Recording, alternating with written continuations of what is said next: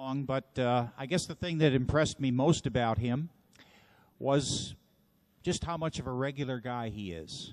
I mean, just like most of us are just regular, normal people.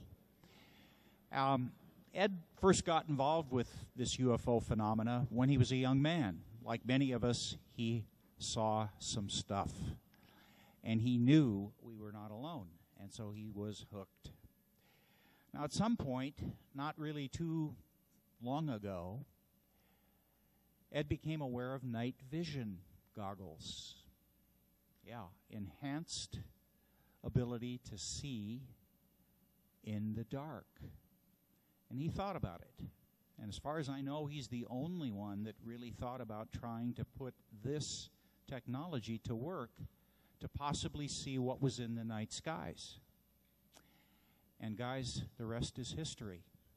Because Ed can go out almost any place on the planet, almost any night, anywhere that there are clear skies, and he can show you UFO activity. Guys, we're in for a treat. Please welcome Ed Grimsley.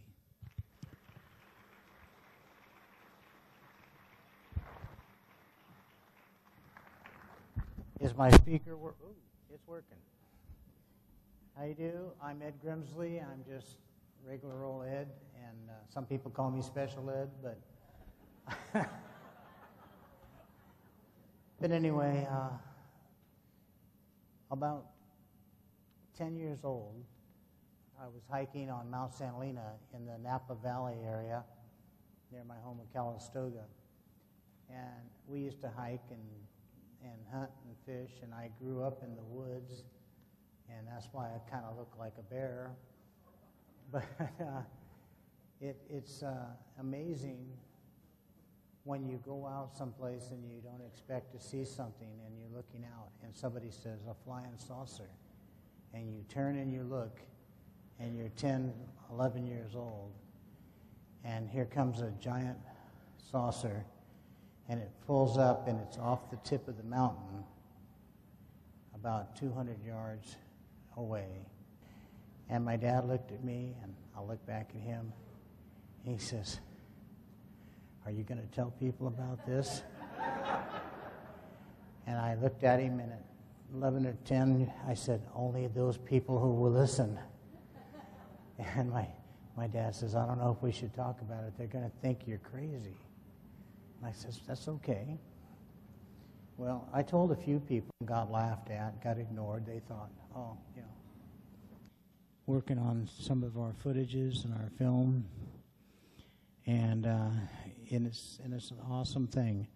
But reason why we have a lot of problems with society right now and not being told the truth and being lied to by NASA, I know so much more than I could sit here and tell you.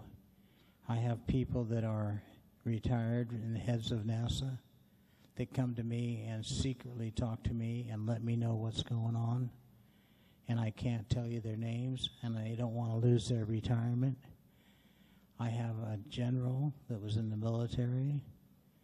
On this thing, there's a lady that is Earth Defense League, and her husband, Mark, was a pilot flying back engineered spacecraft and then tried to quit.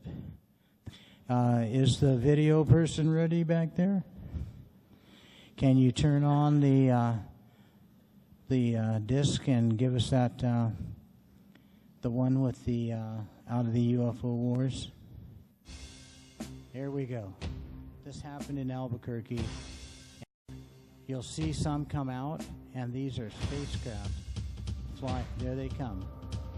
Those are about 200 miles up, and those are in a squadron. There's 7 of them. There's 2 together at the very back side, and they will part. And you'll see that there's 2 of them. In a little bit, we've magnified some stuff. And right now, they're getting ready to part the 2 back ones. There's actually an 8th one. There was a moth fluttered by there, so you can tell what a moth looks like. See the 2 back? The 2 back ones on the left are going to separate a little bit, And these things are doing about 30, 40,000 miles an hour across the sky. And here it is, magnification. That is a fleet of UFOs. So now, believe me or not, you've all seen some UFOs.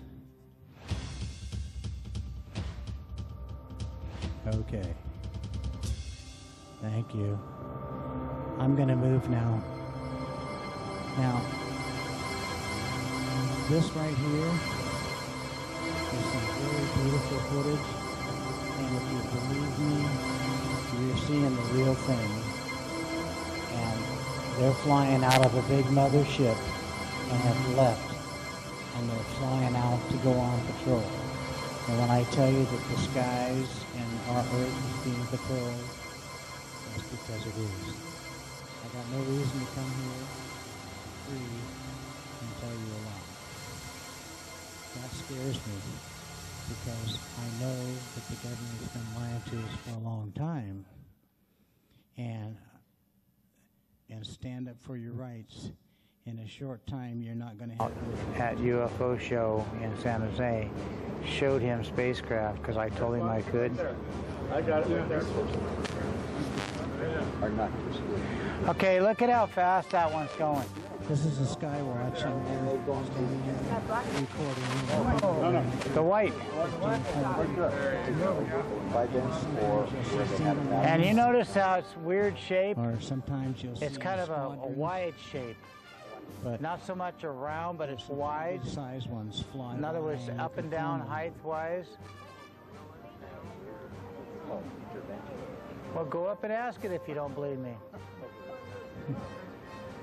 Now it's... Oh, wow, see the fast one?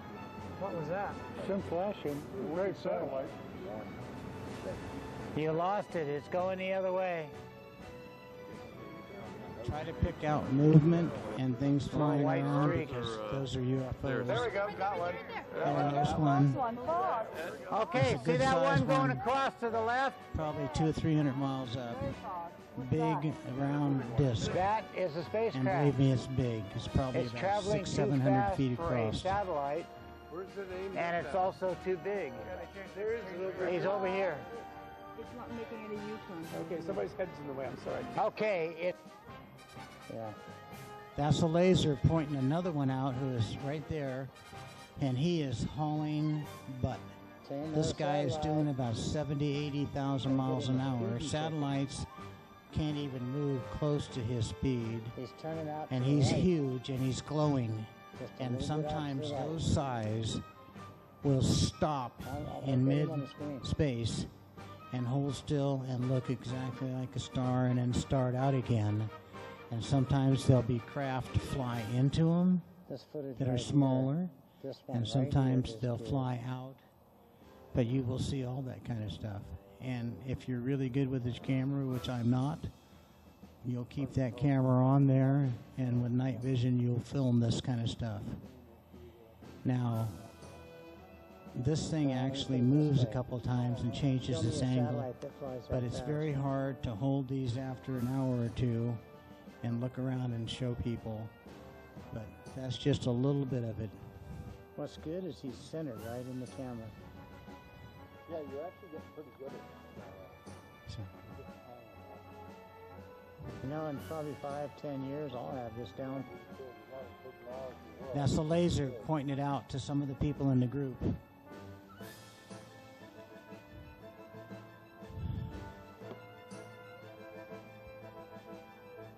I think it's about over. Yep. Hey, thank you very much for that, guy.